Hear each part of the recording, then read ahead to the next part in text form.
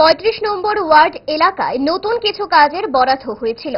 এক্ষেত্রে নাগরিকদের তরফে কিছু সমস্যার কথা তুলে ধরেছেন ওয়ার্ডের কর্পোরেটর তুষার কান্তি ভট্টাচার্যের নিকট। নাগরিকদের সমস্যাকে মান্যতা দিয়ে শনিবার 35 নম্বর ওয়ার্ড পরিদর্শন করেন মেয়র দীপক মজুমদার। সঙ্গে ছিলেন ওয়ার্ডের কর্পোরেটর তুষার কান্তি ভট্টাচার্য সহ অন্যান্যরা।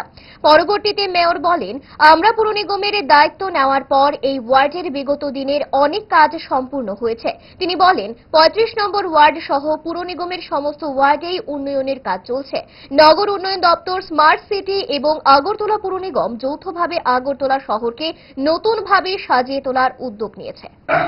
ধন্যবাদ জানাই। অনেক কাজই উনি এই ওয়ার্ডে করেছেন, যেগুলি বিগত দিনে সমস্যা ছিল বা চাহিদা ছিল, কাজ হয়নি। কিন্তু আমাদের পুর নিগম দায়িত্ব নেওয়ার পর বিশেষ করে ওয়ার্ডের অনেকগুলো কাজ করেছে। মানে রবিদাস পাড়াও আমরা গিয়েছি, আমাদের এসসি কর্পোরেশন থেকে আগে 50 লক্ষ টাকা বরাদ্দ করা হয়েছিল, সেইগুলি মেনটেন্স করা, নতুনভাবে তৈরি করা, পাশাপাশি আরও 15 লক্ষ টাকা ফান্ড দিয়েছেন তাদের কিছু কাজ করার জন্য, ড্রেন, রাস্তা এবং ঘরগুলি মেরামতির জন্য। সেই হিসাবেও আমরা আমাদের আধিকারিকদের বলা হয়েছে কাজটি শুরু করার মধ্যে তাদের সহযোগিতা আমরা চাইছি। সার্বিকভাবে আগরতলাকে নতুনভাবে সাজানোর জন্য সমস্ত ওয়ার্ডে আমরা কাজ শুরু করছি। 35 নম্বর ওয়ার্ডও আজকে অনেক জায়গায় আমরা দেখেছি খুব অনেক ভালো কাজ হয়েছে এবং যে কাজগুলি বাকি আছে আমাদের প্রতি দপ্তরের বিভিন্ন আছেন, উনিও কর্মটা একজন ভালো অফিসার, উনিও আমাদের সহযোগিতা করেন।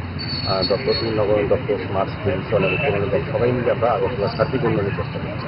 ডায়েট যতই রেস্ট্রিক্টেড হোক না কেন, ওয়েদারকে তো আর রুটিনে ফেলা যায় না। But if there is a problem, 5 দশক ধরে গ্যাস, অম্বল ও পেটের সমস্যা একমাত্র সমাধান গ্যাস নল।